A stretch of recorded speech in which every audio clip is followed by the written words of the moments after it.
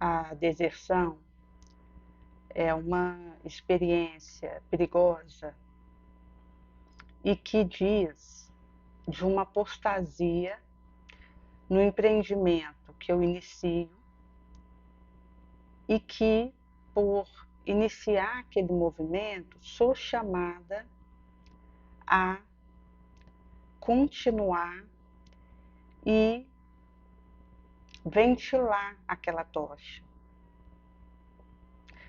Quando você começa um empreendimento, é fácil, de cunho digno. Você manter é difícil, mas para você chegar ao término daquela experiência, é somente pelo sacrifício de si mesmo. E nessa realidade em tela, o escapismo, a evasão, a omissão, a apostasia e a deserção é atalho que eu posso criar se eu enfraqueço diante da forma correta de lidar com aquilo. Eu tinha colocado no vídeo anterior uma experiência que foi pessoal, referente à questão de levantar ainda com destroço fumegante e seguir. E nessa realidade, ainda houve a experiência de uma luta que se embainhou dentro do lar com a mãe e a irmã. E numa realidade de teste, de desafio, o irmão também estava ali, o pai, mas com as duas houve essa realidade de teste, de confronto e aclara a importância de fortalecer essa tochinha e fazer ela ser colocada sobre o monte para iluminar o outro. Então, quando eu pego uma experiência que eu vivi, algo do qual eu participei, algo que eu experimentei e trago isso à luz, reflito isso de cima do telhado para que outro seja beneficiado, isso é uma forma de manter a empreitada nobre e fazer isso continuar na santa possibilidade que repleta aquela ocorrência.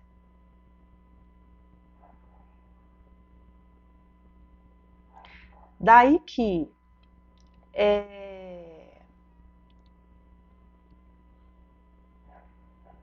numa realidade onde eu percebo que um desafio acontece, é ali que eu preciso suplantar para seguir. Tinha um rapaz que ele tinha uma fraqueza mental, já tinha uma delinquência, problema de vício do álcool. E desde pequeno ele já tinha esse rastilho de delíquio que ele trouxe de uma reencarnação pregressa.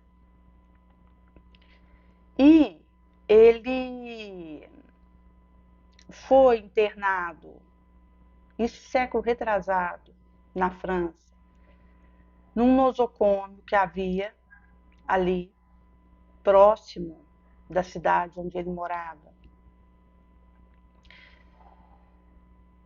em si na capital.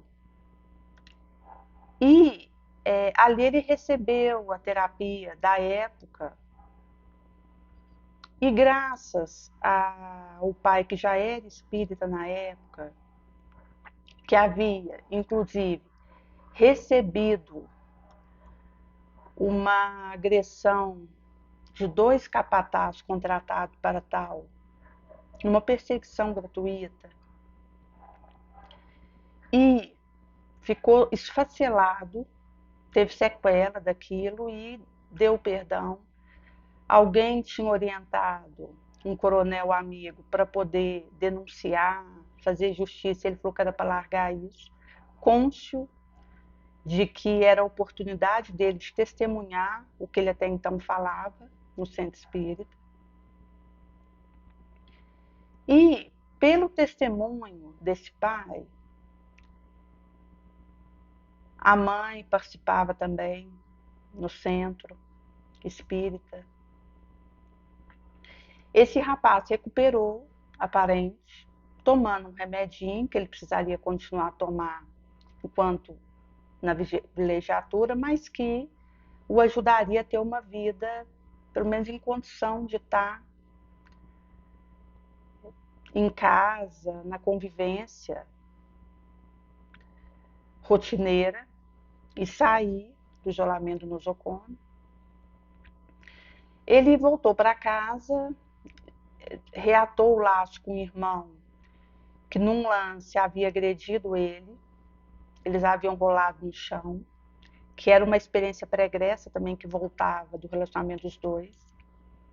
Houve esse reate e ele, tomando esse remedinho, depois de um tempo parou de tomar, voltou à bebida e não ia no centro espírita, apesar de convidado, de ver o testemunho de quem morava ali com ele. Ele era reticente, preferia ficar em casa. Depois de um tempo, ele foi morar com uma pessoa do mesmo nível dele, que acabou sendo instrumental para uma desdita dele também. E, sem condição de trabalhar, até pela condição de delíquio dele, pediu o pai que desse uma mesada para ele, para que ele tivesse uma independência suposta, morando no cantinho dele com essa esposa. Certa feita, houve uma rodada do tio que veio, médium, com o pai e afins, na cidade, onde teve palestra espírita, esclarecimento, oração, numa divulgação também da doutrina feliz, que deixou marca indelével na região. E esse rapaz, frequentando o ambiente hostil, foi abordado por um capataz, o mesmo que havia agredido o pai dele, que era para pagá-lo uma quantia que ele devia, senão ele iria dar cabo da vida dele. Mas que ele tinha uma proposta dele negar a doutrina espírita do pai e assinar em ato público, de boa mente, aparente, que o tio fez ali de escrito, de revelação, de psicografia, foi tramado, era urdido e falso. E ele aceitou fazer aquele crime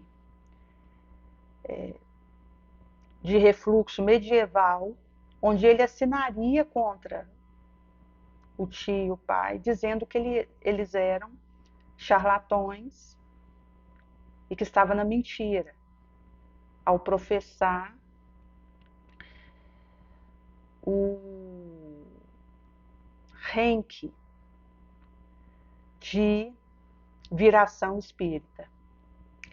E com isso, ele foi na missa, falou que o que ele havia escrito e assinado era correto, e isso teve consequência para o tio espírita, que acabou tendo que arcar com a perseguição que ele já sofria, que se recrudesceria a partir daquilo. E o pai, ao ficar sabendo, já estava com sequela da surra que ele levou antes, acabou vindo a desencarnar. E quando esse rapaz, ele chegou nele, a repercussão do que ele havia feito, ele estava sob efeito da bebida, a esposa, da mesma raiva, jogou aquilo com a tinta aumentada do falar de um para outro, daquela fofoca, que você vai de boca em boca e aquilo vai ganhando a força da sombra. E alastra igual um incêndio. Primeiro, ele desorientou, pegou um querosene, jogou sobre ele, acendeu um fósforo, jogou e acabou, suicidou sob chama. Ou seja, ele teve a insância de continuar uma empreitada feliz que os da casa dele haviam iniciado na doutrina espírita, naquela época que a doutrina espírita estava iniciando.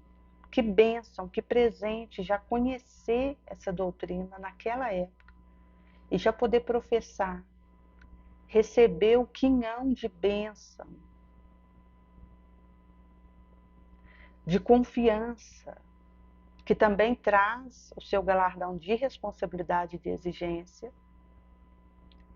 mas uma bênção sine qua non daquela época, ele poder fazer esse caminho, e ele recusou. Daí que ele evadiu de um testemunho que estava diante dele, que ele poderia ter seguido, não sem a cota de consequência que caberia a ele por isso. Porque tendo a insância de ter voltado no nosocômio, de poder continuar um esforço de recuperação a partir dali, haja visto que já havia sido feito por ele, ele entorna aquele balde e entra fracassado no astral. Precisaria de recomeçar em condição penosa, infelizmente, haja visto a realidade do suicídio, pela própria consequência vibratória. Ao passo que o pai entra no astral vitorioso. Porque mesmo tendo tido um ataque cardíaco ao saber da deserção do filho, do que ele havia feito, ele deu testemunho supremo e entrou feliz para o astral. Por isso que a experiência de persistir e de vencer a força que tenta me levar à apostasia, a me tornar uma apóstata, a deserção, é uma empreitada que eu preciso não só iniciar, mas manter na renúncia constante ao mal e no serviço infatigável do bem.